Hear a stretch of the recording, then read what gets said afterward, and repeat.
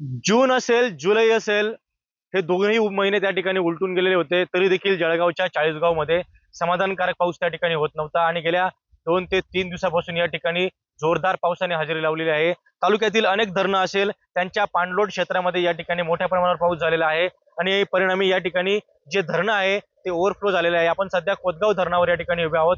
कोतगाव धरण देखील 100% भरले असून ते आता ओव्हरफ्लो झालेले आहे. डोंगरी नदीवरील हे दुसऱ्या क्रमांकाचं धरण आहे. त्याच्या आधी या ठिकाणी वलठाण धरण जे आहे ते देखील या ठिकाणी 100% भरलेलं आहे आणि ते देखील या ठिकाणी ओव्हरफ्लो झालं आहे. त्याचबरोबर मन्याड धरण असेल ते 100% भरलेलं आहे. गिरणा धरणाची देखील त्याकडे 100कडे आपल्याला वाटचाल दिसून येत आहे. एकंदरीत हे धरण भरल्यामुळे तालुक्यातील सिंचनाचा असेल तसेच पिण्याच्या पाण्याचा प्रश्न असेल तो या ठिकाणी मिटलेला आहे आणि कुठेतरी आता शेतकऱ्यांमधून आनंदाचं वातावरण त्या ठिकाणी व्यक्त केले जात आहे.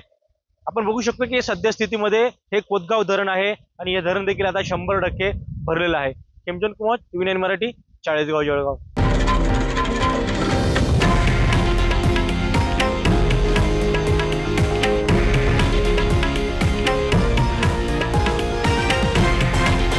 हे आहे देशातील नंबर 1 न्यूज नेटवर्क आणि आपण पाहत आहात TV9 मराठी, एकमेव.